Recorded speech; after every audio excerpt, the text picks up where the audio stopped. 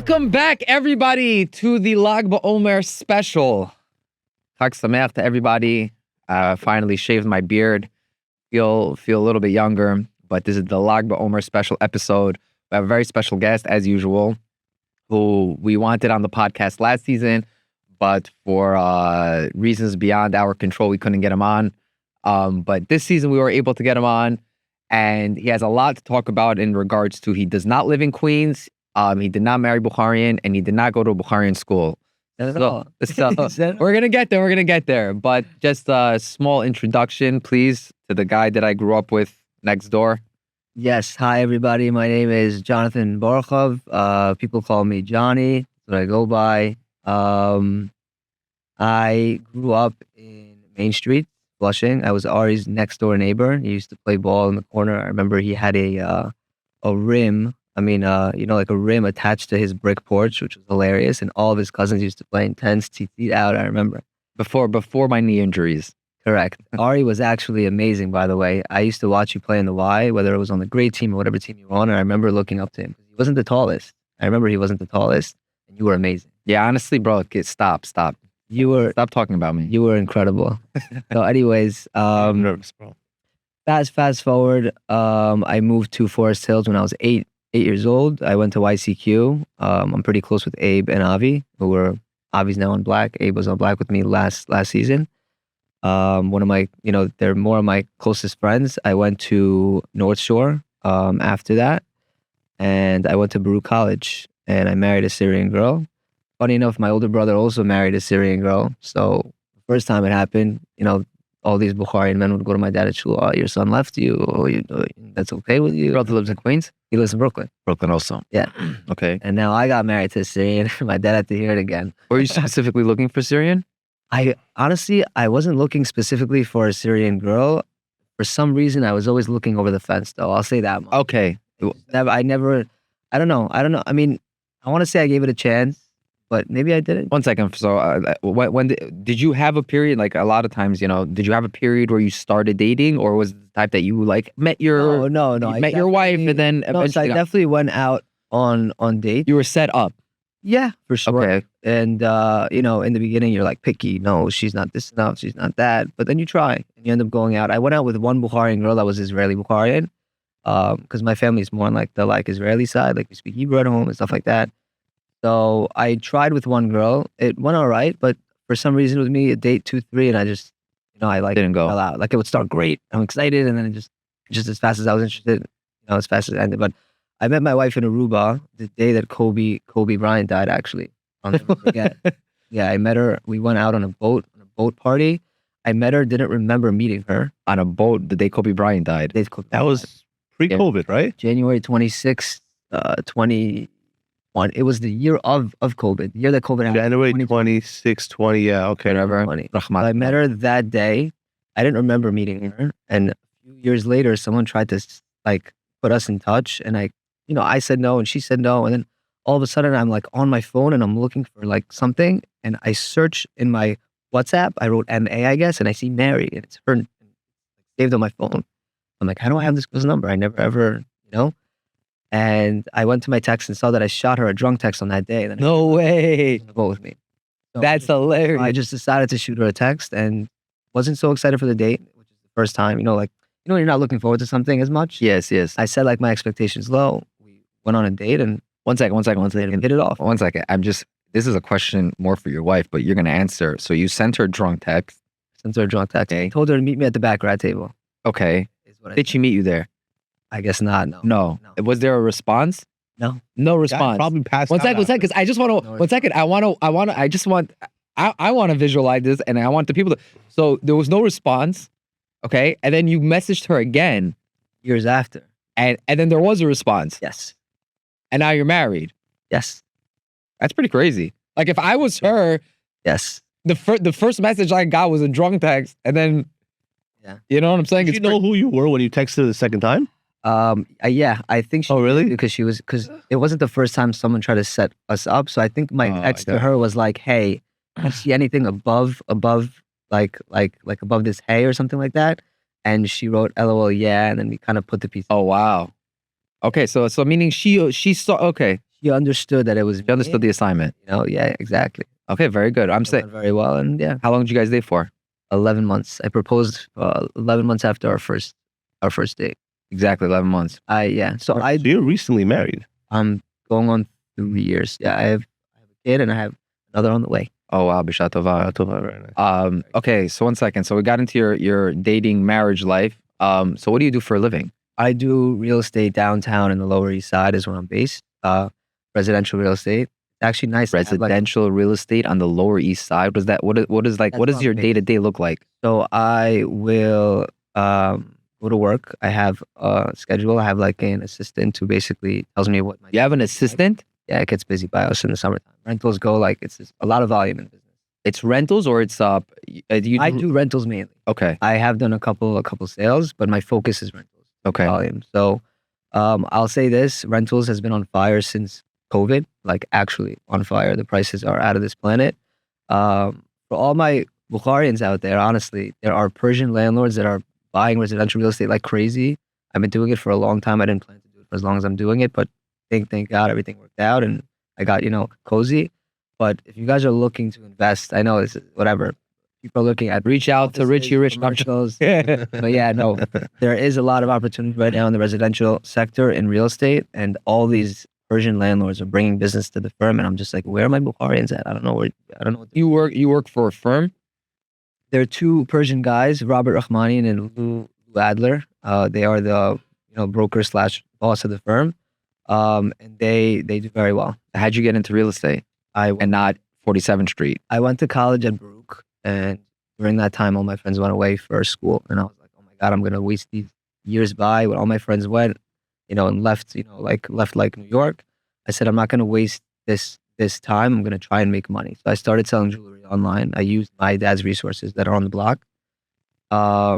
And basically I learned real estate development in school, and I said this would be a perfect job to, start rentals, learn the market, learn how to add value, blah, blah, blah. And I did learn a lot, and I thought I'd be there for a couple of years and then take on, the project manager role and kind of learn construction.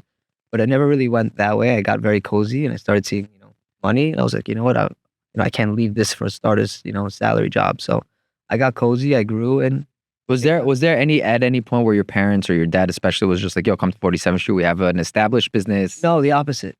My entire family's in the business. My mom, my aunt, my uncle, my other aunt, my brother. Your brother was doing something else and he came, right? My brother David was studying for dentistry. He was a psych major. He was doing dentistry for a couple of years, meaning like he would like work in the offices, like the summer internships. He was very into it. And then I think his last year of college, he just realized it's not for him. And he joined my dad to kind of expand like their like online role. He's on 47th Street, brother? My brother David is on 47th Street. Oh, I never. Or I passed. no, I don't know. I passed by the store, but I've never set foot, so I don't know. my brother Who's David who? is my role model. He is Why? the man in the family. He's just like super patient. He's like the epitome of a good husband and a good brother. Well, what makes him a good husband, a good brother? He has a lot of patience. His emunah is through and around.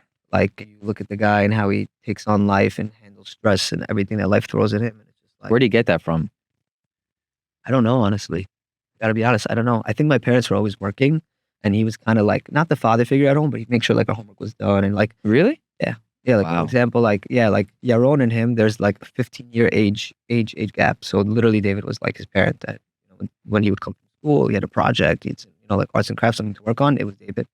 And growing up, I remember. I don't know if you guys remember this, or I don't know if you guys grew up in the same town as me when I was in Forest Hills, but there was always a fight every week at Beit Gav. There was a fist fight when I was a kid every single week. And my brother David, when I Like would go out- between Bukharians or Bukharians and non-Jews? Bukharians. No, Bukharians. Okay. No, Great thing to talk about on Lag BaOmer, Yeah, so we came a long way. This is way back then. MS-13. No, yeah, this is way back then. Jay Shao definitely was MSR. there when he was very, very young. Shout out Jay Shao. Jay Shao, I love you. Wow. man. So, anyways, I remember every time I I get think you grew up in excited. Queens. No. First of all, Forest Hills is in Queens, by the way. Whatever. I I'm moved saying. to Forest Hills when I was 8. That's fine. So, anyways, I remember I would go outside and get excited to see the fights and this and that. You know what I mean? And like my brother would be like, "Dude, like this is not us. This is not who you are. It's not who we are. Like you're coming back in the shul and we're gonna sit down and whatever it is." Is that why you moved to Brooklyn? You're just like, yeah, I want nothing to do with this place? Not necessarily. I think that just in terms of, I mean, I dated more Syrian girls than I did Bukharian girls, truth. I don't know why. I guess I was always looking over the fence, just kind of wanting something that I can't have because you know how they're a tight knit community the same way we are.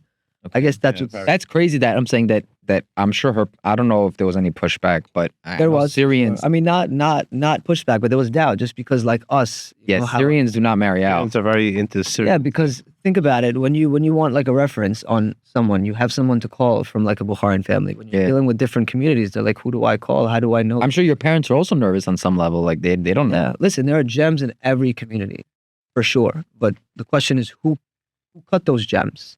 Nobody really knows. It's also not about the it's not about, oh, Syrians are like this or Persians. I'm saying he also married out. I married Persian. Oh, It's really? just- yeah, I married a Persian girl. Never dated a Bukharian. So, but it's not about like good or bad. It's just different, like. Yeah. One second. I just want to cut you off. You never dated a Bukharian because you married the first girl you dated. I only did it. Okay, one- so it wasn't like a preference. No. Okay, you're right. That could be misunderstood. Yes, that could have I been have nothing against misunderstood. Bukharians. I love Bukharians. I'm Bukharian. I'm proudest Bukharian here. So I eat more pluff than anybody here, proud, and shashlik. But but I miss God like crazy. Sorry, go ahead. there's nothing like shashlik. God Nothing. is the best. Nothing. Oh, Good. Yeah, that's something that Bukharians stand out is with the food. I'll say this. absolutely. And Moroccans have good food. There's nothing like Bukharian food. Bukharian food is the greatest food. But back to your point, it's just there's so many differences amongst communities that it's just hard to kind of step out and There is, but there isn't. the Persians are very similar. I was in Syrian Shiva in Lakewood. My Rebbe's Syrian. A lot of my friends were Syrians. Very different lifestyle. Very different ways of doing things. So I'm sure you had a lot of. There was, I guess, a culture shock or a difference of how you do things. But you know what? If you're open-minded, I think it's very easy to do it. But what are some things that you see that the Syrian community has that the Bukharians don't, and that we need to adapt and kind of pull that in? So I think that you touched on this throughout the podcasts and the seasons, but the Bukharians, I would say, came here a little later than everybody else. And I'd say that their focus, and I was telling Ari this earlier, that their focus is on the elders of the community, the respect of making sure that they get the front seat and that they're at the front of the table and all these things, which is all good. I think that the Bukharians have this level of respect that's amazing. But what I like to see and what I've been seeing, and like everything that happens to me in life, I think maybe God put me here to be able to bring this. Or That's a crazy high level of emuna / and or consciousness. my brother. But Okay, that's how it is what it early is. in the morning for that, Ari. I love you. That's how it is. I'm still- Okay, I'm yeah, let him still on talk. Reverse quantum physics from so I'll last tell you like this. I go to shul. There's a shul on every block. Shout out to Rabbi Palachi, Derek Emet. He actually spoke at 71st Shul a couple weeks ago or a month ago. He gave a speech about how he has some Bukharians in the shul, aka me, and how he loves us, and there should be more of us coming. But regardless, there's shuls on every block, and Yeah, but- every shul is full. 1 second. I want to. I would make the argument like this that there are shuls in Queens, Bukharian shuls on every block also. So what's the difference between the shuls in your community? Street, there's a shul Yeah, every block. And, so like- I'm getting there. Okay. What I love to see in the shuls is that there is programs for the kids. Every week you have kids from different schools that also have their shul friends because they come excited. Like I once when I went to the Torah, you know how we sell? They don't sell. They say, Johnny, go up. Shlishi. I'll go up and when I'm done, Syrians don't they sell. don't sell. They only sell on Rosh Hashanah or Rosh Chodesh, like high holidays. Otherwise they're not selling. Really? But he'll be like, hey, Johnny, you're going up sushi. But when you finish, they say, "Yivarech et Yonatan ben Achamim she mitnadev," Oh yeah. and then you can either do 101 or you They can stick you sponsor. afterward. So I sponsored, because I know how much the kids are into it, I sponsored toys. So for the next week, I brought a bag of toys. I went to a store. I got all the toys for the raffle for the kids that come for the programs, and they're very excited to come. So I feel like one thing they have that we don't is rabbis, like a lot of rabbis. We have great rabbis, but they have a lot of rabbis. So after shul, They have it's at- leaders. It's not just rabbis, leaders. it's not even. It's like younger rabbis that really relate. Talk about things you want to hear and relate and show you that they're just like you and they think just like you. But when it comes down to it, the emunah and the bitachon, it's just things that make But we wanna spoke about emulate. this many times. If I'm a cool guy, 20 years old, in the Bukharian community, what's going to make me go to yeshiva and say, I want to be a rabbi? Forget about yeshiva. Well, no, but I'm saying these rabbis are coming from somewhere. They're not just, they're not. One second. They're all Lakewood product. A lot of them are Lakewood So that's product. what I'm saying. Pull that. I was there.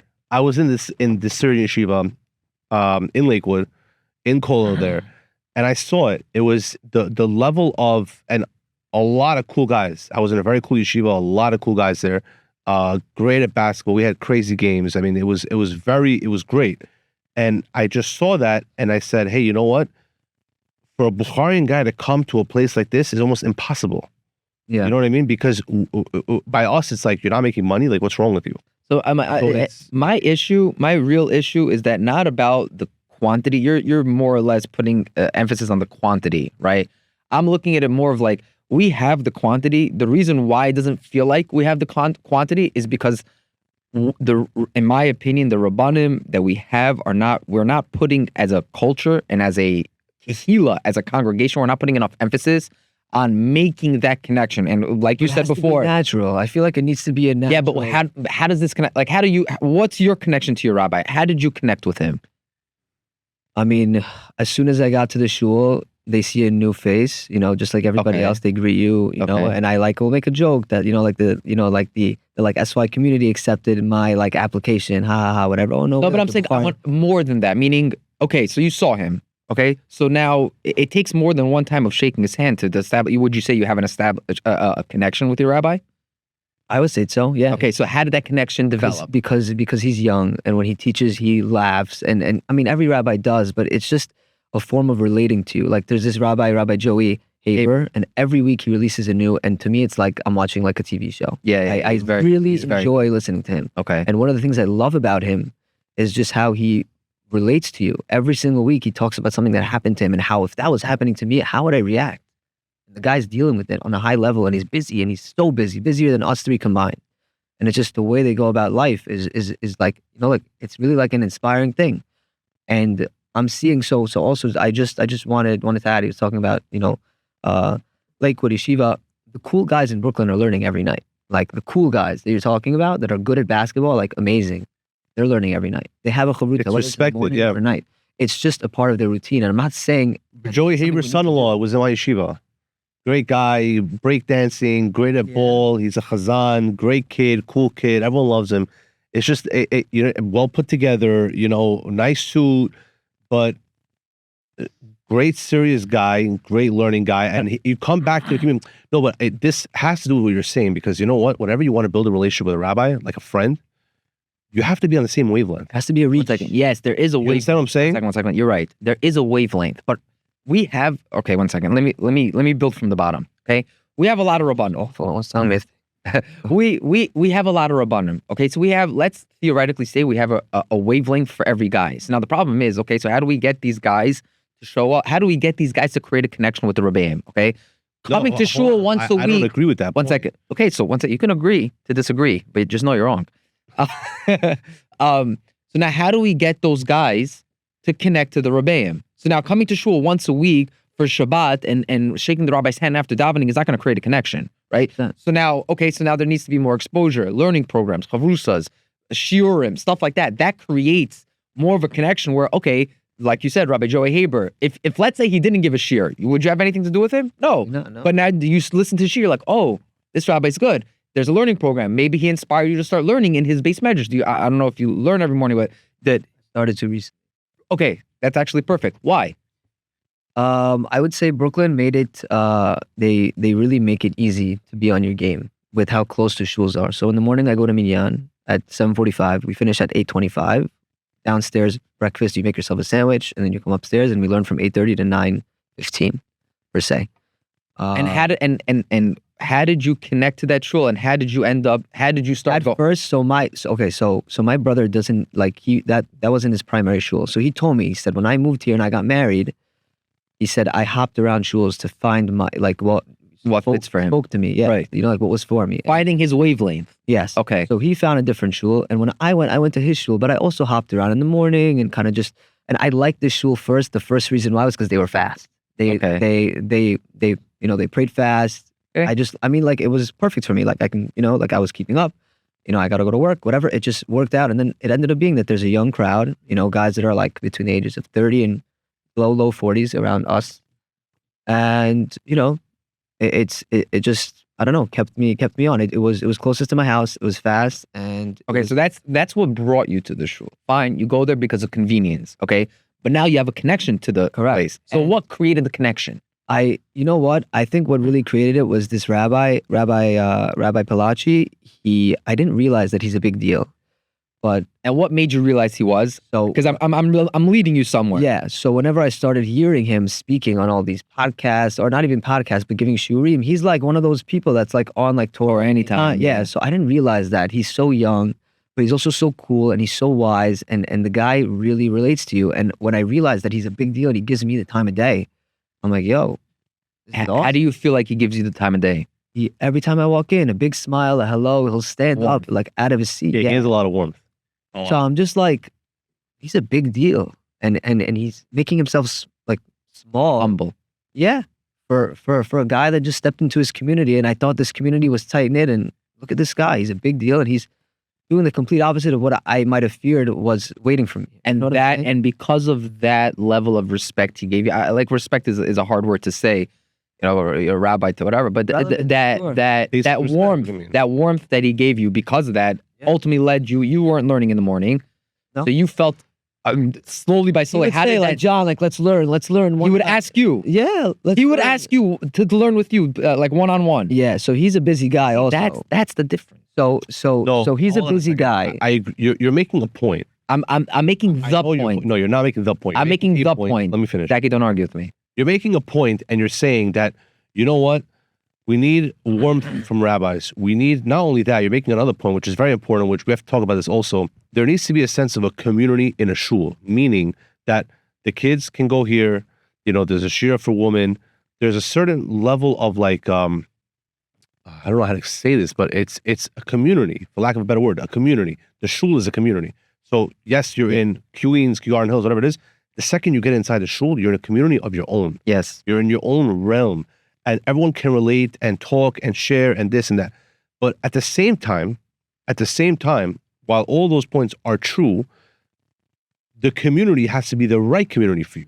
The rabbi has to be the right rabbi for you, and you have to be able to connect to that rabbi, and he sets the tone Okay. for what type of community it's going to be. There Okay. are many You're not. That's shuls- not an argument to me. Let me finish. There are many shuls in Kew Garden Hills. I'm talking from Kew Garden Hills that have this stuff that we don't connect to, that many people don't connect to, because we just don't feel like, hey, you know what?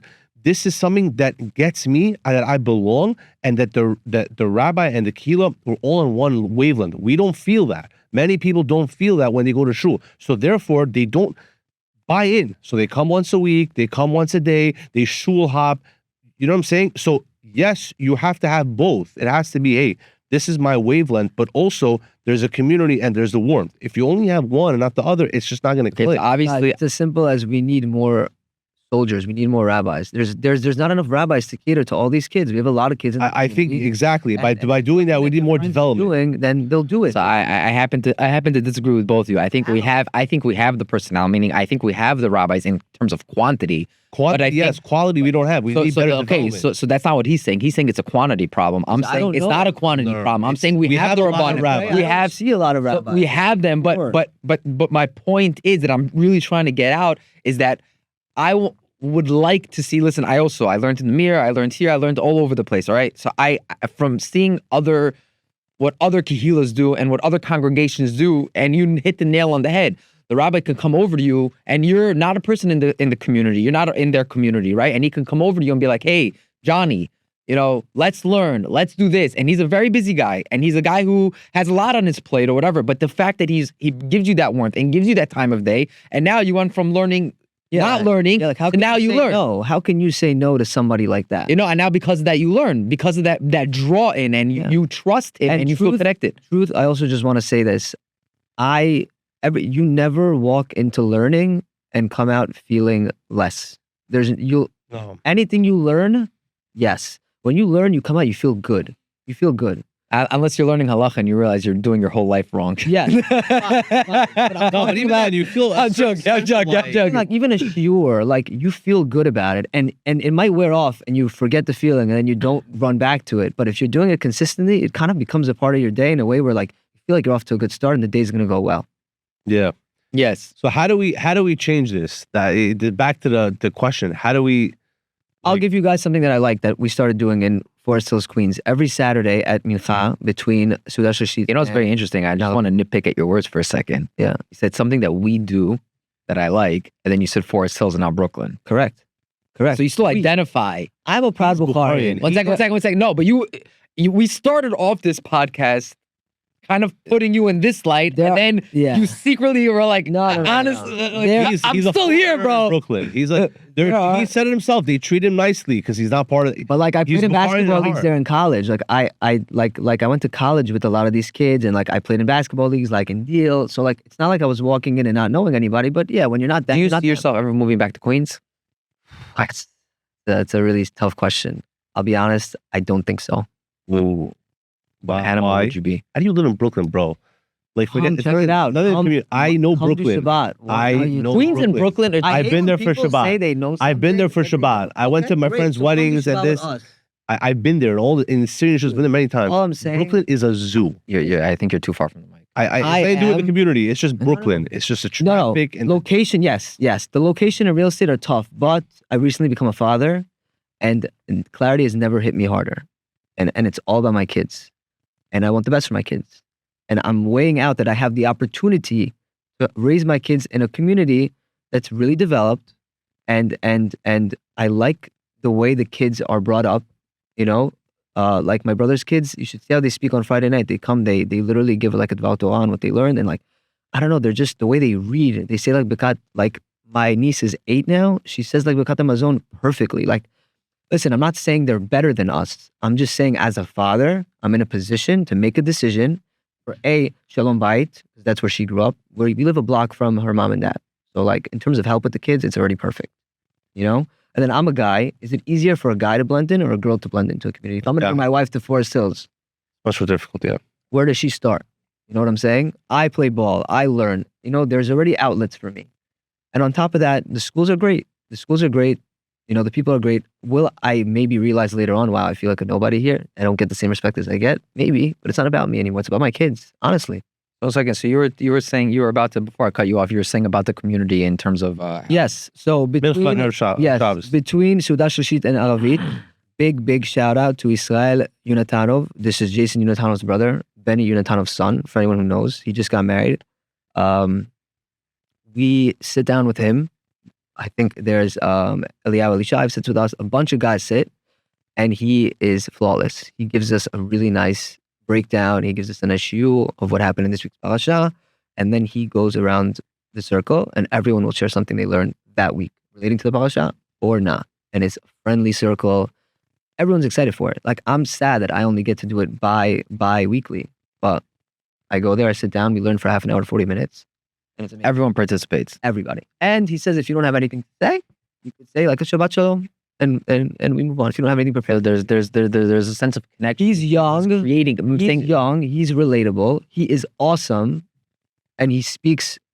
He speaks amazing. He just says things where you actually, you know, when you're interested, you learn. When you're not interested, you just you're just there. You're hovering. You know, it's crazy. It's funny because it's funny that we're speaking so much about the idea of community on Lag BaOmer, because it's funny. I was speaking to my Rebbe also, like you said before. The idea of Lag BaOmer, listen, today's the day. Like, people don't actualize this enough, and people don't really think about it at all. Is that what is the 33rd day of the Omer? Why do we light a bonfire? Why do we do a lot of weird stuff on Lag BaOmer? Honestly, we do. Like, from an outside perspective, if you weren't Jewish and you look at a Lag BaOmer, we light a fire or whatever, we shoot arrows. It's weird. But there's something. I think there's something, and it's going to tie in a little bit to last. So Zach, you can tune out a little bit if you want. No, I'm kidding. No, but I think there's something very powerful, like you were saying, in terms of the community, that the people were dying because, and now they say Bein Adam Lechavero, right? Nobody knows really what that means. They didn't respect each other. Now, what does that mean? They didn't respect each other, and why does a person deserve to die because of that? So we see that, and the Rajbi, Rishon Bar Yochai, he really says, and he quotes the Zohar. I mean, he is the Zohar, but he brings down that really we're all one person, right? We're all part of one. God is one stream of consciousness, let's say, and really, we're really all part of one neshama. That is God. We're really all part of one. And if you listen to last week's thing, that there's really no separation. So what was it? So according to the Rajbi, what was it? What was the problem why did so many people die is because I saw a divider between me and you, when really, in essence, there's no difference. No, not difference. There's no disconnect between me and you. We're part of the same source. And when I don't treat you with that respect, I'm really disrespecting the source. And I'll give you an example. Really, I'll give you an in-depth example. Imagine right now, your brother David, he calls you and he's like, yo, honestly, Johnny, can I borrow like $20? I really need it right now. I'm stuck, whatever. Or can I borrow $1,000? I really need it. I'm stuck. And he's like, no. And then a random guy in the street goes like, yo, honestly, hey, Johnny, can you spot me? I want to buy some weed, blah, blah, blah. And you give him $1,000. Your father and your parents would turn in their grave. What the hell are you doing? Not giving it to your brother who you came from the same womb from, and giving it to somebody random, right? So now, the idea that's called a lack of a karsatov and a lack of understanding that there's, or an understanding that there's no connection. What is the definition of a brother? You guys came from the same source. So you disrespecting that and pushing him away is a denial that you guys came from the same source. I don't care that me and you are brothers, that we came from the same source. You're nobody to me. There is a block. There's a wall between us. There's no connection between us. You are like everybody else. So the idea is that these people, they didn't hate each other. They weren't pouring coffee on each other when they walked into the room, the 24,000 people that died. But there was an idea of we are separate. And that's why Lag BaOmer is such a beautiful thing. And it's so ironic that if you ever went to Meron on Lag BaOmer? I haven't, no. You ever went to Meron? I went 1 year. I don't know what happened. In my first year in Israel, I showed up at 8 a.m. Okay, so that's after the party's over. Yeah, that's when, I saw people who were hammered.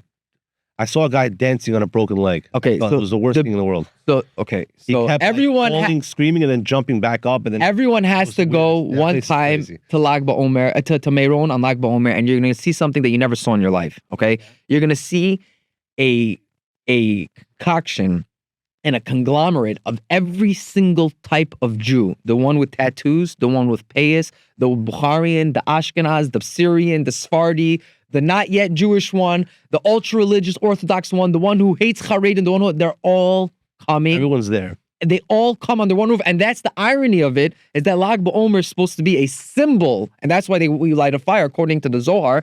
That's why we light a fire, because a fire is, if I light, is a little bit of like a mushal, but it's brought down in the Zohar. The fire resembles oneness, right? Because if I have a candle, you light another candle, you cannot add, you cannot take away. The fire is always going to be a oneness. And the fact that when you're disrespecting another Jew, you're basically denying that we came from the same place. Really, we're part of the same, or we have the same father. Yeah. Right? So you're denying our creator, and that's the real problem. Sephardi, Ashkenaz, Syrian, Persian, Bukhari, it doesn't matter. You know what it's like? It's like, if you've been to yeshiva, you know what I'm talking about. It's like the yeshiva cholent that the yeshiva bachar made. Whatever's in the cabinet, they just throw it in, and it doesn't make sense. Like Dr. Pepper and ketchup and barbecue sauce and the challah and flanken just don't go together. You will not find a single cookbook in the entire world putting those ingredients together.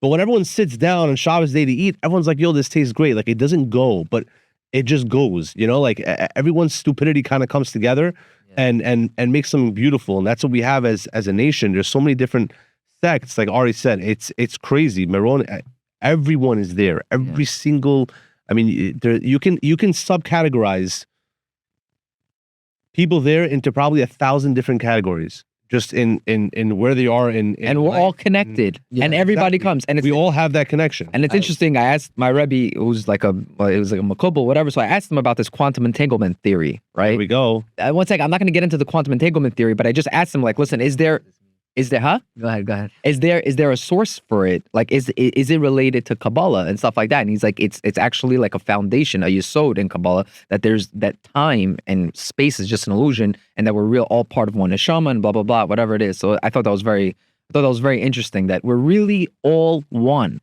and that's what people have to understand. And there's no divide.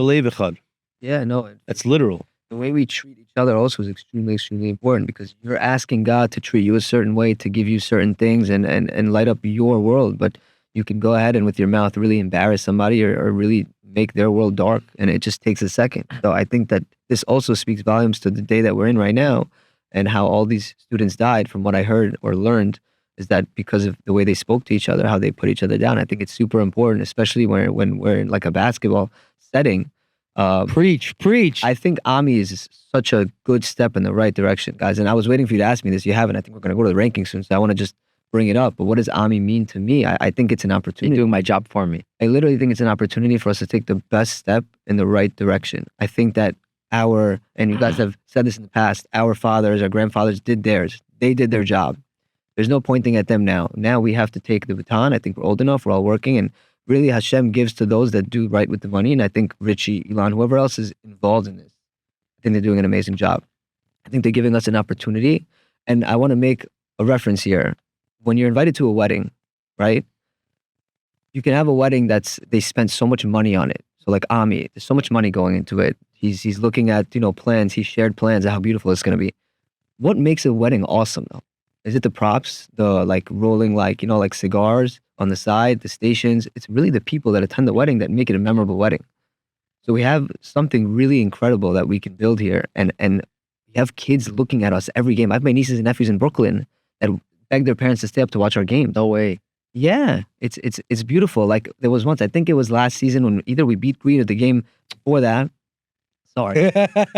I was walking out of the gym, and I guess this kid saw I was the smallest one on the court. So he's like, wait, are you like about to leave? I said, yeah. He said, can you please stay until halftime? I want to play you in a one-on-one. And in my head, I'm like, okay, I'm the easiest target. I'm the shortest kid. He thinks he has a chance against me. But I smiled and I said, like, what's your name? And I forgot his name. But they're looking at us on the court and they feel like we're actually, and we know each other. We're whatever. We're average guys, but little kids are looking up to us and how we speak to each other and how, like, if there's a timeout and the benches are barking at each other and saying not nice things, I'm just like, guys, like, even the pushing and shoving, like, I know that's a thing in the past, but like going forward, like we have the opportunity to create something huge, and the kids are not learning so much from their friends more than their cousins and their siblings and their environment and their parents. Like your father, like I had a kid and now I'm just like, I have to change.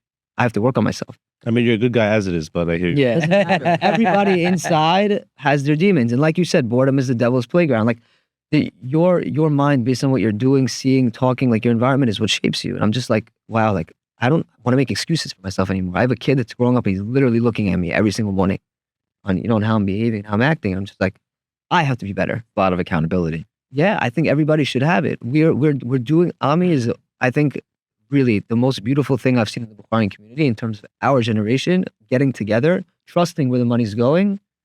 And you know what I mean? Yeah, I like it how you paused there. Yeah. We're not gonna get into that. And with that, No, but that was very, I'm sorry, but that was very well said. I was going to add something, but we'll get into the power ranking.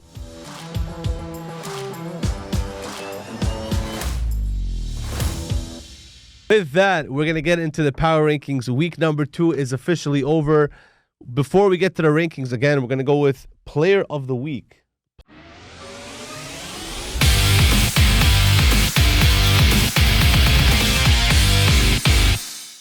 Player of the Week is Chef Gabby Yakubov. 46 points against the defending champs on... Wow, this is the craziest thing. On a back-to-back night. He played the night before. They played the next night with 5 guys. So no bench after they just played the game before. And they won against the defending champs, Gabby Yakubov, 46 points. So big shout out to him. Shout out, Gabby. Player of the Week. Now, on to the power rankings. Can we just, Gabby Yakubov had a remarkable game. You just literally touched on all that. Yeah, we just... Mujib, Gabby. No, you didn't. You literally just... 46 points. Yeah. No, but he also was highly efficient. Yeah, very efficient. Yeah. I think he shot like over 70% from 2-pointers, which is extremely efficient. He had some nasty layups. My question is, who was guarding Gabby? He had The whole team. Wow. Yeah, I don't know what happened there. I mean, he was just hot also, but I mean, yeah. Good work, Gabby. Keep it up. He carried his team. I mean, Ben Koinov, a big shout out to for the win, but we'll touch on that soon. At number 16, we have light green once again. Competitive light green, but you know what? Another loss. They have what to work on. They have their work cut out for them. I think they need a little bit obviously better ball movement. Matthew had a big game. Coach, Ozzy, they scored. Remy's there, obviously. They have a talent. Shlomi, they have a talent. They just need to, I don't know, move the ball a little bit. Yeah, I think they need a little bit of a leader in terms of someone to set the tone for them, at least on like the offensive end, not scrambling to have like a direction. I think they have the talent though. You just named names that could put the ball in the hoop. Good players. They had good games. It's just they need to be able to come together as a team and play team ball. Number 15, we're gonna go with Pink. Another I mean, they're 0-2, rough week, obviously, losing to Maroon, but I think they have potential. I just, again, better ball movement. This is, you know what it is, guys? This is the theme of this week, of this season. You're going to pass the ball and you're going to play with chemistry and you're going to move the ball around and trust your teammates. You will be a good team. All right. It's seeming like the top teams are the ones who have good chemistry. Ari's not going to like that, but that's what it's shaping out to be. At number 14, we're gonna go with yellow. Ben Arambayev with his debut in the Z League. I mean, they came out flat. They played green, and they lost. He played. Ben Arambayev How's the played. ankle? Probably not 100%. But I mean, he was involved. He took a. How'd he play? I saw the game. He played okay. Listen, you know, it's unfair, really, because the amount of pressure that's on this kid, and you know what, deservingly, because he walked in. Yeah, we saw him in the scrimmage. He walked in as if he's the next Jason in this league. There's going to come with pressure, and you scoring 20, 25 points a game, 30 points a game is not going to do anything. Like, you're on that level now that it's not about how many points you score, it's about how you carry your team. So your team has to, and your brother's on that team. Your own Borochov, he's also a great player. I saw them play. I didn't see a team. I saw 5 guys taking turns doing their own thing. There was no cohesiveness. Yeah. And that's on Ben, crazy or not, rookie, first game of his career in the Z League. Yeah. But that's on him because you know what? He has the potential. He has a talent. He has that ability to bring the team together, and he needs to, figure that out. And I think it's gonna, they're gonna have some off games, but I think they could do really well. I have high hopes for that team. They're a very good team. Jonny Shibno is a great bowler as well. He's huge. That kid's huge. Number 13, we're gonna go with Gray. They didn't play this week, so they're still 0-1. They're playing us next week. Solid team. Point guard, Eliran is the point guard. They're a very strong team. Yeah, very, very, very strong team. But I think that they do have some holes on the team. They have some holes. I think that they're gonna have to figure this again. If they play with chemistry and they pass the ball and move around, they had a great well. They had a great comeback against Navy. They played you guys in the first game. So what did you see in there? But Eli Yaakov didn't play. Yeah, that's true. We were up as much as 28. We ran away in the second half, and then with like 6.5 minutes left, they just pressed us. And Eliran had a crazy game. That was when he was just not missing. When they were making that run, they pressed us instead of us coming out, crossing half court and kind of like controlling the ball. We just hurried to shoot for some reason, and that was something that we had to learn from. Which is happens. That happens to a lot of teams. Whenever you get a press, you just kind of rush, and that happened to Green last year in the playoffs. Yep. It kind of sets you off guard. Number 12, we have White. Now, listen, White's a good team. I don't know how White's at 12. They're a good team. I love that team. They're a good team. I think that there are some question marks I have with that team. Mikey Lishav is a great player. He is great talent, great everything. I don't see him as a leader of that offense. I think he's a great shooting guard. Exactly. I don't see him as a point guard, as a facilitator, someone to kind of bring it all together. I don't think it's his game. I think he was put into that position. He's a great player. With Jason, he thrived. I think he took the next step. I think if he was matched up with a guy like you, he'd have an amazing year. So listen, he could technically do that. It's just, it's the growing pains. Can he do it? And if he can, then I think, you're right. They'll be higher. It should be all on Mikey. You have a Leo who can handle the ball. I think Leo is super talented. He's strong. Gabby Hafizov is an anchor. Well, he's a defensive anchor, yeah. Still, that Yeah, what do you mean? The guy could set a screen. Whatever. I I don't agree. They're a good team. No, listen. I don't agree with you, Zaki. They're I don't think pressure should be. they're a very, very good team. I Again, think there's enough pieces there to Zaki, you keep saying the wrong thing. I'm gonna start doing my own power. 12, yeah. 12 Call till I would say 7 is pretty much like very interchangeable. I mean, it's so close. It's crazy. 7. Yeah, you'll see. With number 11, we have Red. They're 2-0. A good team. They had a big game. They had one of the worst games in week 1. And then they had one of the best games against Are they at a 12? very good team. Got to see the teams in front of them. There's a lot of good teams. I'm telling you, Zaki, I'm gonna start doing my own power rankings. Comment below.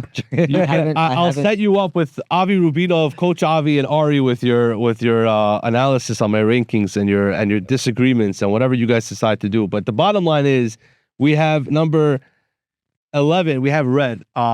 They bowled out. They scored like 88 points. They were just on. They had an on night, and I mean, let's see if it's sustainable.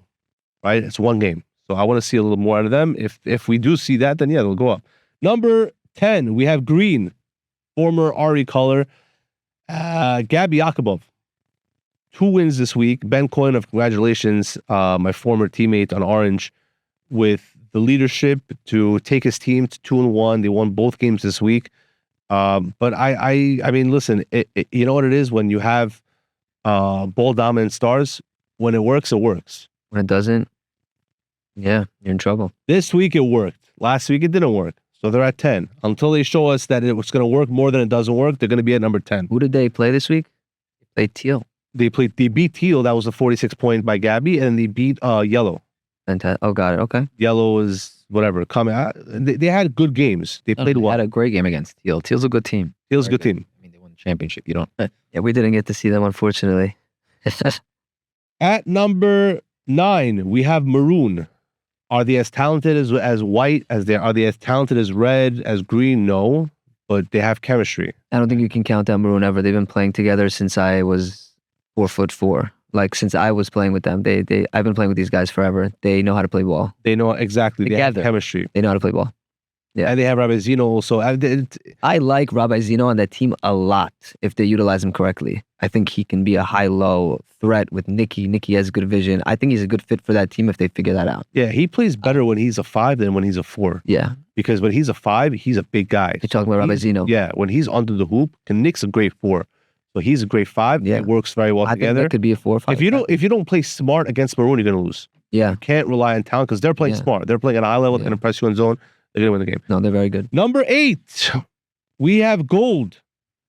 They're also 2-0, and they had I mean, you want to call it it was a crazy win. Some say there was a foul, there wasn't a foul. Who is Aaron Matayev, right? Aaron Matayev, Moshe Moshe And Tzchakov, Daniel Chaim, right? Daniel Chaim. Yeah, I like that team. They have a good team. I will say that they're I don't think they have a center, which Yeah. might kind of hurt them. I'm saying, especially when you play a team that has a big.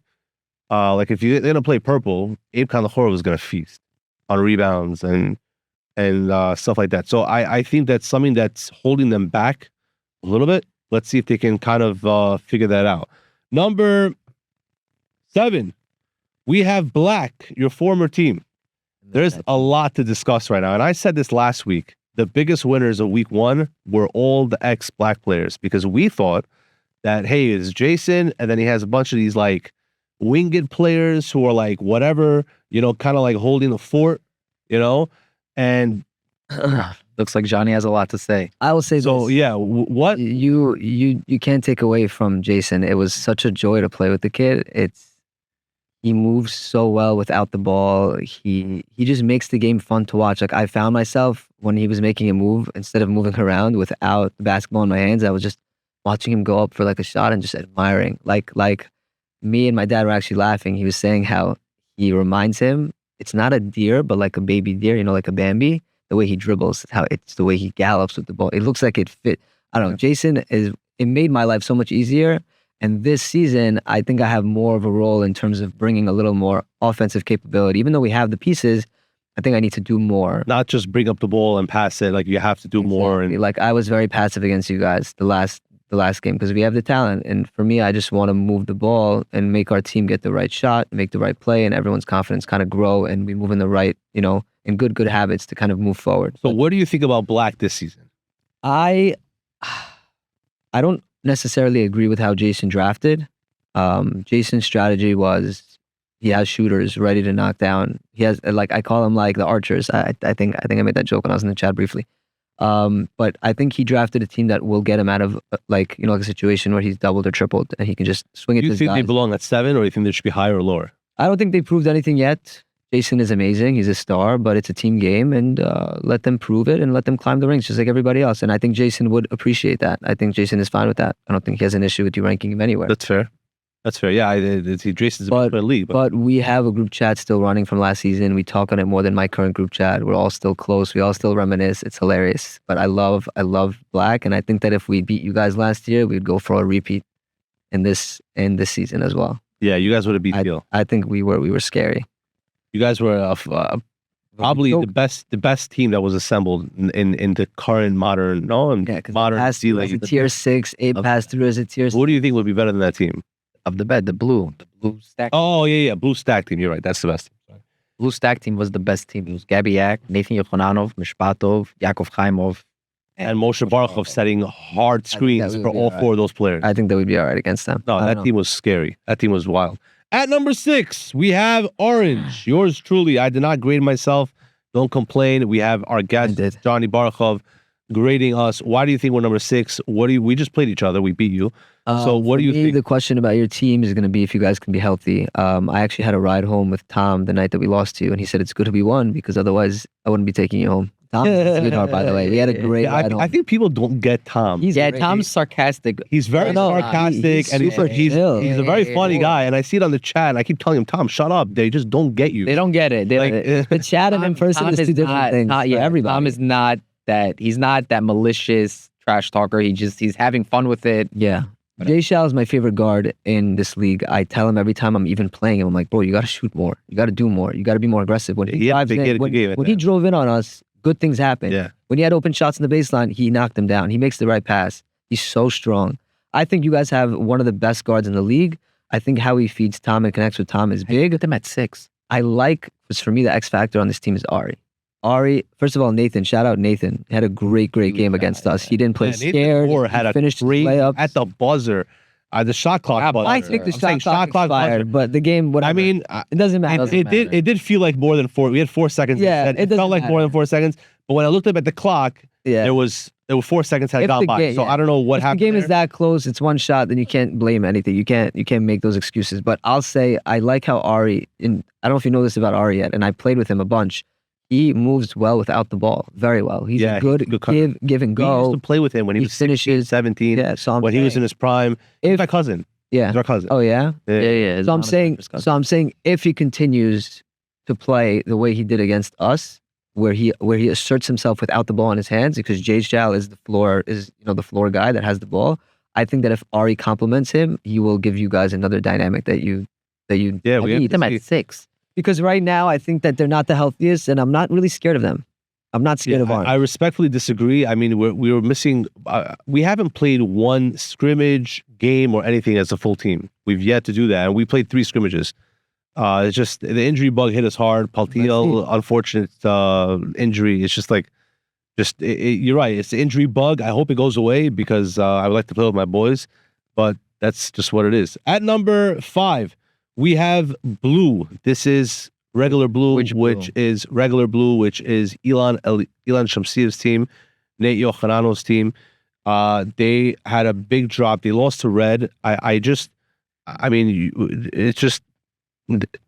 scored a lot of points, but they gave up a lot. Who's on that team? Nathan, and here's another guy who's really good with him. Mikey Yonatan, Yakov Chaimov, Zampirov. Yeah, that's a good Shlomo team. Matato. That's a good team. On paper, they have probably the best team in the league.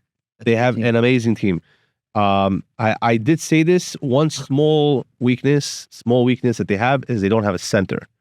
Yohananov is not a center. He's a really tall, small forward. He's not a center. What that means is that, when you have, if he's, somewhere else on defense, who's helping out? You need to have another guy. You know what I mean? Red put 88 points on them. I don't know how, but they did. So I think that if they play a team where a big man is going to start giving Yohanano problems, it's going to be tough. It's going to be tough, and he's going to have to lower his shoulder line. It carries on offense also. If you're getting beat up on defense, you're not going to drive in as much. You're going to settle for shots. The guy shot 9 for 10 2-pointers. You know that? Who, Nate? Yohanano. 9 for 10 2-pointers. Yeah. For some odd reason, went like 20% from 3, like on like 10 or was 12 shots.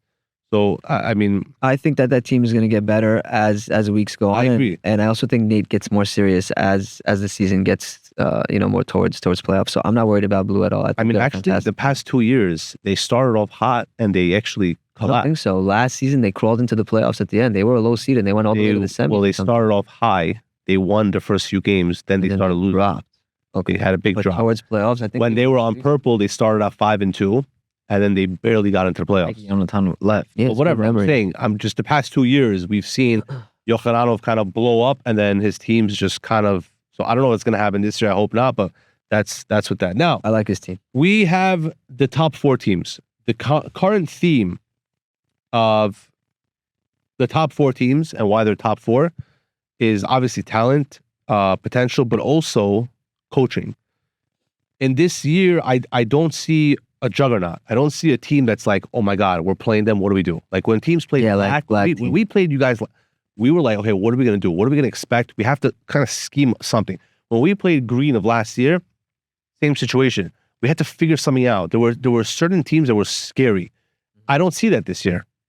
I don't see one team until it comes down to coaching and how prepared they are. And we're going to get to that. So at number 4, we have Navy, which is your team. I went to Gabby after we beat you guys, and I said, you know who won that game? You did, because your coaching wasn't there. You guys were up by like 6-7 in the second half, and then it just kind of went south. And there were adjustments made on our side and that weren't made on your side. And I think that Gabby's presence would have been huge. That's where that's something that I still think you guys are high. 4 is, in my opinion, low for you guys.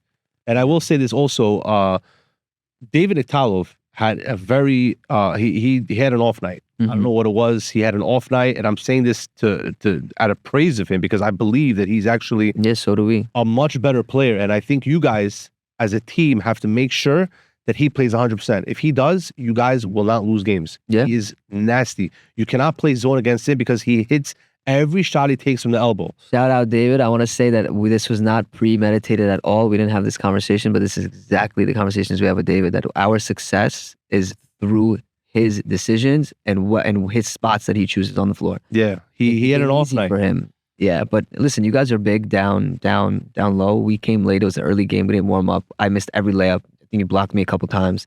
Terrible game from us. But it was good. We needed the loss. We have to realize that number 1 on paper means absolutely nothing. Yeah, And that we as a team have to grow, and we have I love to, that line. Yeah. Number 1 on paper means absolutely nothing. Everyone, listen up. At number 3, we have Purple Team. I know that the Purple Team, on behalf of themselves, does not want to be ranked high, but the reality is that they're well coached. They're playing at a high level. Yes, they beat light green. Yes, they had a 4-on-4, which doesn't really count, so I'm not counting that win. But what I see is, again, a team that's going to come in and bring 100% playing, meaning there's going to be ball movement, there's going to be smart decisions being made, and there's that coaching ability, which is going to set them apart from teams that are just as talented and even a little bit less talented, a little bit more talented than them. So I think that you don't agree with this. Yeah, I'm gonna also You would be at 16, but I think that from paper, Purple is not top 5. Yeah, They are not top 5. But from what they can produce on the field, on the court, in terms of wins, right now they're number 3. I think you're going to have teams focus on Ariel Israelov. Shout out to Ariel. I think he's a phenomenal player, and he's a class act. He's an example of what this league should be. The amount of talent he comes with, he's amazing. You won't hear him say a word, won't put anybody down. Very humble kid. He's awesome. We should all look at someone like him. And I also love his hair. His hair's thick. Anyways, I want to say that I think that he is the talent, and I think that your number 2 is in question. That's really it, because Eliran knows how to pick his spots. He'll make his layups when you hit him down there, but are you relying on him for a consistent 20 a game, or who's giving you those? Yeah, the thing with Eliran is he scores, but he scores off a zone and off fast breaks. Yeah. You man him up 1-to-1. He's not like he doesn't create his own shots. Yeah. So I trust Not be a number two. So What do you think about this? I trust We'll see what happens. No, we don't want to hear your we'll see what happens opinion. Do you think your team should be as high as number 3? I don't know. I don't think we were battle tested yet. Yeah. I mean, a lot of teams weren't battle tested yet. I think that Ari comes prepped. I think his team he's making it work, but in the playoffs, you saw how teams prepare for players. So when they're preparing for an Ariel Israelov meltdown, whether it's on a screen, they'll blitz him or whatever the strategy is and make him make the pass and the teammates beat you. Are they going to hit their shots? Yeah, that's a big deal because if Ariel Israelov has an off night, can your team win a game? That's a good question. I don't know. But again, they have something that separates them, which is the coaching ability to be prepared. Because I just see it in this year, the talent wise, there's no scary team. It's not like, oh my God, they're so talented, they're gonna kill us. You know what I mean? It's all about how prepared you are and how well you move the ball and how well you play with each other. Yeah. At number 2, we have the defending champs, Teal. I mean, they're still at number 2, even though they're realistically 0-1. I mean, they beat us with half our team not there, so that's we can all agree that wasn't a win. They're 0-1. Aren't they 1-1? Didn't they? Well, they beat us. No, they lost this week. Orange, but Zaki, Tom, and Jay Shal weren't there. Yeah, it wasn't a game. Okay, so they're 1-1. They're 0-1. I mean, they're technically 1-1. Okay. They lost this week, which is my point, because this is the first week that they had, full team, and they lost to Red, who had I'm going to say this again, a horrible week the previous week. So it's like, wait, what just going on? Is it a fluke on Teal? Like, what just happened over here? Was Red really hot? I'm going to give them the benefit of the fact that Red was really hot, and this is a fluke. And I mean, they shot really bad from 3, and they also did really bad on free throws. And they're a good free throw shooting team. So I'm going to give them number 2. Again, coaching. Yuda Nisano sits on the sidelines. They have the championships. Igal is there. They just won it all. Are they a little bit full? Are they a little bit, too full from last season? We've seen it too many times. So right now they're number 2, but it is very possible for them to drop. At number 1, the number 1 team this week is Light Blue. Light Blue lost this week. They played a 4-4 game, meant nothing. So why are they number 1? Just the teams above them dropped. I mean, you had a drop from Navy. You had a drop from a Teal. You had a drop from Blue. The teams ahead of them just dropped, and I think they're number 1. And the reason I think they're number 1 again is they have a professional coach. This guy is drawing up game plans, talking trash from the sidelines. A lot of trash. Does he? A lot of trash. He went at me and Ariel. Ariel Israelov, like you said, is a class act. Bro, the guy got not under his skin, but the guy went at him. And Ariel got fired up in a good way. Yeah. I don't think that should be allowed. Just speaking up right now, because at the end of the day, he's not in the league, right? He's a hired coach. He is not in the league, right? It's like, should we let this guy to be on our chat? No, he's not in the league. So I heard the way he was vocal for his team, which I loved, but I didn't know about the trash talk. I mean, I haven't met him in person. Am I wrong? I think that this should be discussed, because at the end of the day, listen, I have no problem with him. I never met the guy. I'm sure he's a great guy, but he's not in the league, or players in the league, right? We have our league, and I'm not gonna trash talk fans or whatever it is. So there has to be some line drawn of what happens. But again, obviously he's a well-respected coach. He knows what he's talking about, and that's why I think Light Blue is going to be an annoying team to play. We're actually playing them on Thursday. As of now, it's Thursday. I'm very excited. I know that they're going to be prepped, and we're also doing. They're going to full court press you. We are ready for it, and we have our. By the way, last year I have to give a shout out. Last season, the press that was brought on Black was from my coach. His name is Elliot Steinmetz. He coaches YU currently. He was our coach in high school. We were 14-0, and we won the ship. That was the press that we used. Obviously, we're more athletic and quick, but that was the press that Black used. Yeah, I remember you guys brought upon the press upon them, shocked the league. Now everybody's doing it. We do off it, and then all of a sudden, Light Blue does it in the first game, and everyone's like, but Light Blue's doing a different press. It's more of a zone press. So I already looked at it, and we know what we're gonna do against it if they bring it to us. But I think there needs to be a guy in the middle. making that pass. Wemby's a great guy to put there in the middle right there. He can pass, he can dribble, he can. Yeah, so they're a quick team, and that's what brings them, I think, their fire. They love to run. They're also a strong team. Nathan is strong. Just his speed alone. could get you going. Yeah, so I'm very, very excited. I mean, I love me some Nate Raff. I think he's great. He's a great dude also. And back to Green Days, yeah, there's definitely some rivalry there, healthy rivalry, and I'm excited to play him. I'm excited to see what they got, honestly. They seem great. I'm excited to go up against them. It'll put us to the test too. Okay, so so now you're ready for the 3 questions. That's The big three. The big 3. Please. Who's your top 3 for the finals championship? I think light blue has a chance. I think blue. And I mean, I'm going to put us in there. So all the I would blues. hope so. Yeah. But just blue. Blues, yeah. All the shades of blue. Like so, and they're all good and they're all blue. Like Yeah. And Yeah. top 3 for MVP. MVP, I'm going to put Ariel Israelov in the conversation because he has to carry. He really has to carry. So I think that if he has a positive formula, I think that he can. This is in no like specific order, but I think Ariel is definitely on that list. I think Jason is on that list always. He is the star in the league. And the third, you can talk about Matayev. I think if Gold has success, I think he's very, very talented. But there's Who's that also pick? there's also Nate. There's also Nate Yukhanovic you can't count out. But you're asking me for 3. I think Aaron Matayev could be on the radar. And DPOI.